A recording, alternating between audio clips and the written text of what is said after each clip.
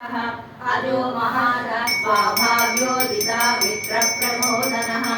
आनन्दो नन्दनोऽनन्तः सत्यधर्मा त्रिविक्रमः महर्षिः कपिलाचार्य कृतज्ञो मेदिनीपतिः त्रिपदस्त्रिदशाध्यक्षो महाशृङ्गः कृताङ्गकृत्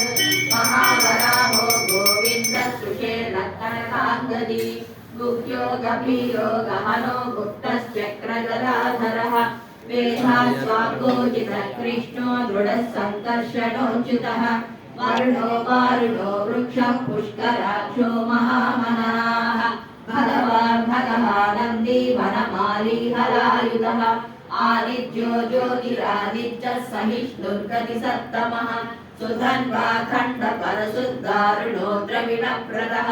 दिवि सर्वदृग्व्यासो वाचस्पतिरयो निजः त्रिसामासामदः सामनिर्वाणं भेषजं भिषक् सन्न्यासकृच्छमशान्तो निष्ठा शान्तिपरायणं शुभाङ्गस्यान्तिरस्रष्टा कुमुदः कुमलेशयः गोहितो गोपतिर्गोप्ता वृषभाक्षो वृषप्रियः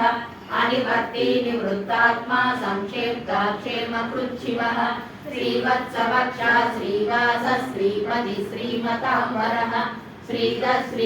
श्रीनिवास श्रीनिधि श्रीविभावनः श्रीधर श्रीकर श्रेयः श्रीमान् लोकत्रयाश्रयः